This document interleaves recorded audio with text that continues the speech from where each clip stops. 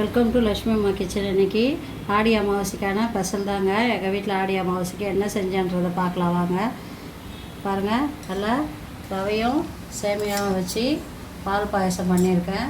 பருப்பு உசிரி பண்ணியிருக்கேன். வாழைக்காய் மெயினாக அமாவாசையில் வாழைக்காய் செய்யணும். வாழைக்காய் பொடி மாஸ் பண்ணியிருக்கேங்க. பருப்பு வடை செஞ்சுருக்கேன். உளுந்து வடை செஞ்சுருக்கேன். மாங்காய், முருங்காய், கத்திரிக்காயெல்லாம் போட்டு சாம்பார் வச்சுருக்கேங்க. தயிர் மெயினாக வேணுங்க.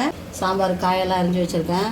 முருங்காய், அவரைக்காய், கத்திரிக்காய் எல்லாம் போட்டு பருப்பு வெந்துட்டுருக்குங்க. அந்த பக்கம் சாதம் வந்துட்டுருக்கு. வெண்டைக்காயெல்லாம் போட்டு சாம்பார் வைக்க போகிறோம். வாழைக்காய் பொடியை அரிஞ்சு வச்சுருக்கேன் வாழைக்காய் பொடி மாஸ் பண்ணுறதுக்கு. அப்புறம் ரெண்டு வகையான பருப்பு ஊற வச்சுருக்கேன். கடலைப்பருப்பு, இந்த பக்கம் பார்த்திங்கன்னா உளுந்து ரெண்டும் வடைக்காக ஊற வச்சுருக்கேன். பாயசம் பண்ணோம். போனோன்னா பார்க்கலாங்க. சாம்பார் பொடிக்கு தேவையானதாங்க இப்போ பண்ண போகிறோம். ஒரு 5 காஞ்ச மிளகா வச்சுருக்கேன். ஒரு 2 ஸ்பூன் தனியாக போட்டுக்கலாம். இதெல்லாம் ரோஸ்ட் ஆகட்டும். இப்போ இது கூட கருவேப்பிலை போட்டுக்கலாங்க. ஒரு 2 ஸ்பூன் கடலைப்பருப்பு, ஒரு 2 ஸ்பூன் துவரம்பருப்பு. இதெல்லாம் நம்ம ஸ்லோ ஃப்ளேமில் வச்சு பார்த்துக்கலாங்க. இது கூடவே ஒரு 1/4 ஸ்பூன் மிளகு, ஒரு 1/4 ஸ்பூன் சீரகம், கொஞ்சமாக ஒரு 1/4 ஸ்பூன் வெந்தயங்க. எல்லாத்தையும் நம்ம நல்லா வறுத்துட்டு பவுட்ரு பண்ணிக்கலாங்க. சாம்பார் பொடிக்கு கொஞ்சமாக மஞ்சத்தூள் போட்டுக்கலாங்க. தேவையான பெருங்காயம் இதிலே போட்டு இதெல்லாம் வறுத்து வச்சிடலாம். இது பொறுமையாக இந்த மாதிரி லைட்டாக ரோஸ்ட் ஆகணுங்க. நல்லா ரோஸ்ட் ஆகிடுச்சு. ஸ்டவ் ஆஃப் பண்ணிடலாம். கொஞ்சமாக கடுகு போட்டுக்கலாங்க. காயெல்லாம் தாளித்து விட போகிறோம் சாம்பாருக்கு. சும்மா 2 வெந்தயம், 2 சீரகம், ஒரு 2 வெங்காயம் அரிஞ்சு வச்சுருக்கேங்க. வெங்காயம் போட்டுக்கலாம். நல்லா வதங்கினோன்னா தக்காளி போட்டுக்கலாங்க. கொஞ்சமாக கருவேப்பிலை போட்டு வச்சுக்கணும். 2 பச்சை மிளகா போட்டுக்கலாங்க. அப்புறம் 3 தக்காளி அரிஞ்சு வச்சுருக்கேன். நான் வந்து ஒரு 1/4 கிலோ பருப்பு தாங்க போட்டிருக்கேன் சாம்பாருக்கு. தக்காளி வதங்கினோன்னா நம்ம வெண்டைக்காய் சேர்த்துக்கலாம். தக்காளி வதங்கிச்சு. ஒரு 4 வெண்டைக்காய் கட் பண்ணி வச்சுருக்கேன். வெண்டைக்காய் போட்டுக்கலாங்க. அதெல்லாம் வெண்டைக்காய் நல்லா நம்ம தண்ணியிலே வதக்கிக்கலாம். ஏன்னா அது குழம்பு தண்ணி இருக்குன்றதுனால வதக்கிட்டு அதுக்கப்புறம் மற்ற காயெல்லாம் சேர்த்துக்கலாங்க. வெண்டைக்காய் ஒரு 5 நிமிஷம் வதக்கியாச்சு. இப்போ இந்த கத்திரிக்காய், முருங்காய், அவரைக்காய் எல்லாத்தையும் போட்டு நம்ம எல்லா காயும் போட்டு வதக்கி எடுத்துடலாங்க. காய்கறியெல்லாம் வந்துச்சுங்க. தேவையான உப்பு போட்டுடலாம். 1 ஸ்பூன் வந்து நான் சாம்பார் பொடி போடுறேங்க. 1 ஸ்பூன் வீட்டு குழம்பு மிளகாத்தூள் போடுறேங்க. நம்ம வறுத்து வச்சுருக்க பொடியை நம்ம லாஸ்ட்டாக தான் சேர்க்க போகிறோம். அந்த சாம்பார் பொடி அவ்வளோதான். இதெல்லாம் நல்லா வதக்கிட்டு நம்ம காய் வேக தேவையான தண்ணி ஊற்றிடலாங்க. நம்ம மிளகாத்தூள்லாம் போட்டு எண்ணெயிலே வதக்கியாச்சு. தேவையான தண்ணி ஊற்றிடலாம். அதில் கடாயை வச்சு எண்ணெய் ஊற்றிருக்கேங்க. கடுகு, உளுத்தம் பருப்பு, வாழைக்காய்க்கு ஒரு 4 வாழைக்காய் அரிஞ்சு வச்சுருக்கேன். 4 வாழைக்காய் அரிஞ்சு வச்சுருக்கேங்க. இதை நம்ம பொடியை கட் பண்ணி வச்சுருக்கேன். கடுகு பொரிச்சிட்ருக்கு. இதை போட்டுடலாம். தேங்காயும் பச்சை மிளகாய், சீரகம் வச்சு அரைச்சி அப்படியே பொடி மாஸ் மாதிரி பண்ணி எடுத்துகிட்டு போகிறேங்க. அமாவாசைக்கு வாழைக்காய் தான் ரொம்ப மெயினாக செய்யணுங்க. அதனால தான் வாழைக்காய் வச்சுருக்கேன். கொஞ்சமாக கருவேப்பிலை போட்டு இந்த டிஷ்ஷுக்கு தேவையான உப்பு போட்டலாம். அதை தட்டுங்க. இதுலேயே வாழைக்காய் வந்துடும். தட்டு போட்டு மூடி வச்சுருந்தோம்னா வறுத்து வச்சதெல்லாம் ஆறிச்சுங்க. நம்ம இதை பவுட்ரு பண்ணிக்கலாம்.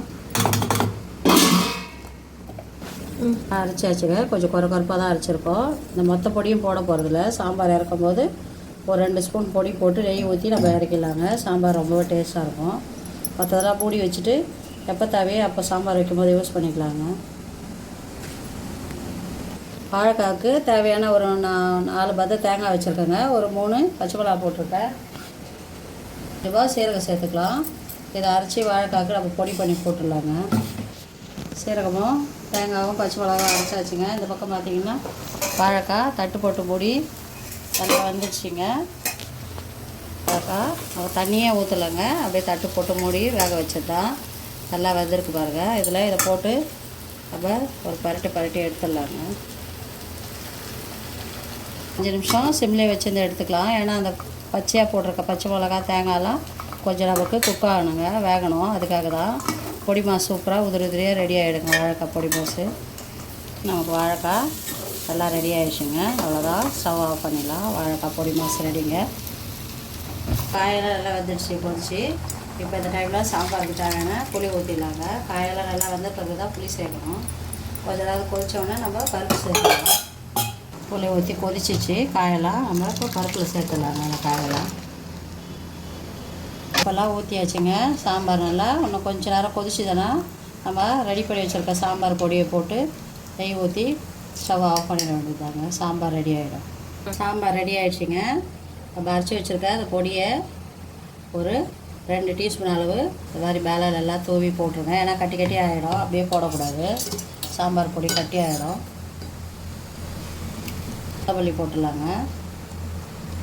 ஒரு ஸ்பூன் நம்ம மேலே நெய் விட்டுட்டு ஸ்டவ் ஆஃப் பண்ணிடலாங்க. சூப்பரான சாம்பார் ரெடிங்க. அவ்வளோதான். இந்த நம்ம போட்டிருக்க அந்த மசாலாலாம் நல்லா வறுத்துட்டு போட்டதுனால ஒரு 5 நிமிஷத்தில் இந்த சூட்லேயே அது குக் ஆகிடுங்க. அவ்வளோதான், சூப்பரான சாம்பார் ரெடி. மசாலா நம்ம அரைச்சி போடுற மசாலா பருப்பெல்லாம் சேர்த்து போடுறதுனால நமக்கு சாம்பார் நல்லா திக்னஸாக இருக்குங்க. கல்யாண வீட்டு சாம்பார் மாதிரி ரொம்பவே டேஸ்ட்டாக ரொம்பவே நல்லா இருக்குங்க. பால் ஊற்றி வச்சுருக்குங்க. ஒரு பாக்கெட் பால், ரவையும் சேமியாவும் சேர்த்து பாயசம் பண்ண போகிறேன். பால் காஞ்சிட்ருக்கு, காயட்டங்க நல்லா. அது பாயசத்துக்கு ஒரு 2 ஸ்பூன் நெய் விட்டுருக்கேங்க. 10 முந்திரி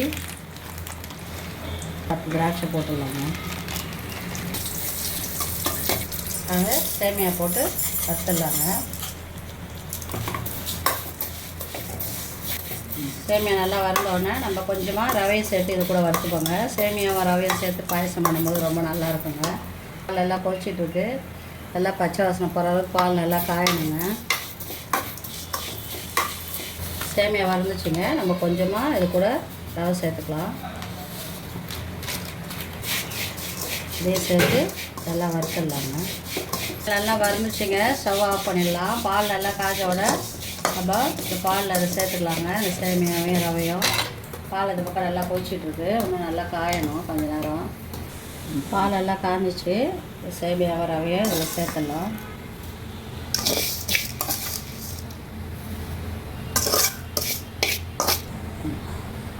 ஏலக்காய் பொடி போட்டுடலாங்க. பாயசத்துக்கு ரெடி ஆகிட்டுருக்கு பாயசம். அவ்வளோதான், கொஞ்ச நேரம் நமக்கு அது வந்தாலே போதுங்க. சேமியா முழுசாக அவ்வளோதான். ஒரு 2 நிமிஷத்தில் ஆஃப் பண்ணிடலாங்க. அதுக்கப்புறம் நம்ம பொறுமையாக சக்கரை சேர்த்துக்கலாம். நல்லா கொதிச்சிட்ருக்குங்க பாயசம். சும்மா லைட்டாக 2 குங்குமப்பூ போட்டு ஸ்டவ் ஆஃப் பண்ணிடலாங்க. நமக்கு இந்த மாதிரி இருந்தால் தான் அதுக்கப்புறம் ஆற நமக்கு கரெக்டாக இருக்குங்க குடிக்கிற பதத்தில். சேமியா ரவையும் வெந்து ரொம்பவே சூப்பராக இருக்குங்க பாயசம். இந்த ஸ்டேஜில் நம்ம ஆஃப் பண்ணிடலாம். அதில் எண்ணெய் ஊற்றி வச்சுருக்கேன். கடுகு, உளுத்தம்பருப்பு, பீன்ஸ் உசிலி தாங்க பண்ண போகிறேன். 2 காஞ்ச மிளகா கிள்ளி போட்டுடலாம். 1 பச்சை மிளகா கருவேப்பிலை சேர்த்துடலாங்க.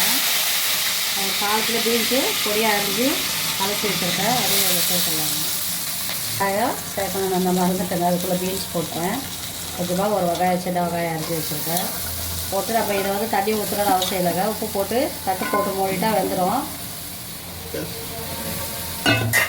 அதுக்கப்புறம் நம்ம தேவையான பருப்பு நான் பாருங்கள் கடலைப்பருப்பு ஊற வச்சுருந்து ஒரு விசில் வச்சு எடுத்துருக்கேன். வேக வச்சு எடுத்துருக்கேன் பாதி வேக்காட்டில். அதை அரைச்சிட்டு நம்ம லாஸ்ட்டாக சேர்த்துக்கலாங்க. மிக்சியில் போட்டு இது விசிலுக்கு பீன்ஸில் சேர்த்துடலாங்க. கடலைப்பருப்பு மஞ்சள் சேர்த்துக்கலாங்க. வச்சுட்டு தேவையான உப்பு போட்டு நம்ம அப்படியே மூடி வச்சுட்டோம்னா நல்லா வெந்துடுங்க. அது தண்ணி ஊற்றி வேக வைக்கணும்னு அவசியம் இல்லை. அதை ஒரு 10 நிமிஷம் மூடி வச்சிடலாம் அப்படியே.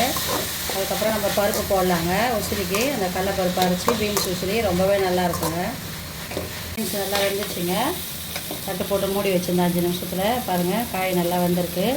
இது மாதிரி நம்ம தண்ணியில் வேக வச்சு இருக்கணும்னு அவசியம் இல்லைங்க. எண்ணெய் அதிகமாக ஊற்றி நம்ம உசிலி பண்ணுறதுனால நல்லா தட்டு போட்டு மூடிட்டாலே வெந்துடுங்க. இந்த பக்கம் பாருங்கள், அது வேக வச்ச கடலைப்பருப்பை பல்ஸ் மோடில் போட்டு பாருங்கள் ஒன்றுது பாதமாக பண்ணியிருக்கேன். நம்ம கொஞ்சம் கொரகொரப்பாக தாங்க அரைச்சிக்கணும். பருப்பு ஒரு 3/4 பாகம் வந்தால் போதுங்க. நமக்கு ஒரு விசில் விட்டாலே போதும் கடலைப்பருப்பு. இப்போ இதில் சேர்த்து நம்ம நல்லா மிக்ஸ் பண்ணி கலரிக்கலாங்க. அப்படியே நம்ம சிம்மிலே வச்சு கொஞ்சம் கொஞ்சமாக இந்த மாதிரி கலரி விடணுங்க. நல்லா உதிரியாக வரும். ஒரு 5 நிமிஷம் ஆகட்டுங்க, பார்க்கலாம். ஆயிடுச்சுங்க. தேங்காய் போடலாம். தேங்காய் விருப்பப்படுறவங்க போட்டுக்கலாங்க. தேங்காய் போட்டால் ரொம்ப நல்லாயிருக்கும். அதனால் நான் தேங்காய் சேர்க்குறேன். தேங்காய் சேர்த்து திருப்பி நம்ம ஒரு 5 நிமிஷம் சிம்மிலே வைக்கணுங்க. நல்லா உதிரி உதிரியாக வரும். உசிலி ரெடி ஆகிறதுக்குள்ளே நான் ஊற வச்சுருந்த கடலைப்பருப்பு, உளுத்தம்பருப்பு வடைக்கு அரைச்சிருக்கேங்க. கடலைப்பருப்பு அரைச்சிருக்கேன். கொஞ்சம் பருப்பு வந்து முழுசாக எடுத்து வச்சுருக்கேன். அது உசிலி சிம்மிலேயே வச்சு ரெடி ஆகிறதுக்குள்ளே நம்ம இந்த வடைக்கு அரைச்சி வச்சுருக்கலாம். எல்லாத்தையும் போட்டு எடுத்து வச்சுக்கலாங்க. கொஞ்சமாக முழு பருப்பு நீங்கள் அரைக்காமல் இந்த மாதிரி போட்டு வச்சு வடை சுட்டிங்கன்னா ரொம்பவே நல்லாயிருக்கும். 2 பச்சை மிளகா, கருவேப்பிலை, வெங்காயம் போட்டுக்கலாங்க. சோம்பு கொஞ்சமாக போட்டிருக்கேன். உளுந்த வடைக்கு பார்த்தீங்கன்னா ஒரு 4 மிளகு 4 சீரகம் தாங்க. வெங்காயம்லாம் எதுவுமே சேர்க்கல, பச்சை மிளகாவும் சேர்க்கல. கருவேப்பிலை கொத்தமல்லி போட்டு சுட்டுடலாம். தேவையான கருவேப்பிலை, கொஞ்சமாக கொத்தமல்லி போட்டுடலாங்க. அதே மாதிரி இந்த வடைக்கும் தேவையான கொத்தமல்லி போட்டுக்கலாம். 2த்துக்கும் உப்பு சேர்க்கல, சுடும்போது உப்பு போட்டுக்கலான்றதுனால. 5 நிமிஷம் வச்சு இந்த பக்கம் பார்த்தீங்கன்னா உசிலி ரொம்பவே சூப்பராக ரெடி ஆகிடுச்சிங்க. பீன்ஸ் உசிலி அவ்வளோதாங்க. இதை ஆஃப் பண்ணிவிட்டு நம்ம வடை போட்டு எடுத்துடலாங்க. அரைச்சி வச்சுருந்த மாவெல்லாம் வடையாக தட்டி போட்டுடலாங்க. எண்ணெய் காஞ்சிட்ருக்கு.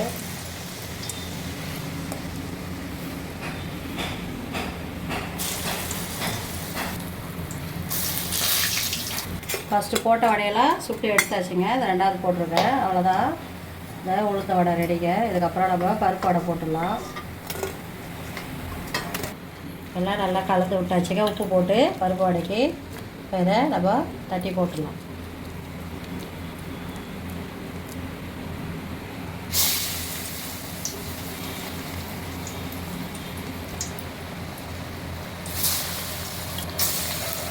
நாங்கள் இருக்கிற வடையெல்லாம் தட்டி போட்டு சுட்டுட்டு பார்க்கலாங்க. பருப்பு வடை, உளுந்து வடை எல்லாம் சுட்டு ரெடியாக இருக்குங்க. சுட்டு எடுத்தாச்சு. இதுக்கப்புறம் நம்ம பரிமாறதை பார்க்கலாம். இதுதாங்க இன்றைக்கி எங்கள் வீட்டில் ஆடி அமாவாசை ஸ்பெஷல். இந்த வீடியோ பிடிச்சதா லைக் பண்ணுங்கள், ஷேர் பண்ணுங்கள், சப்ஸ்கிரைப் பண்ணுங்கள்.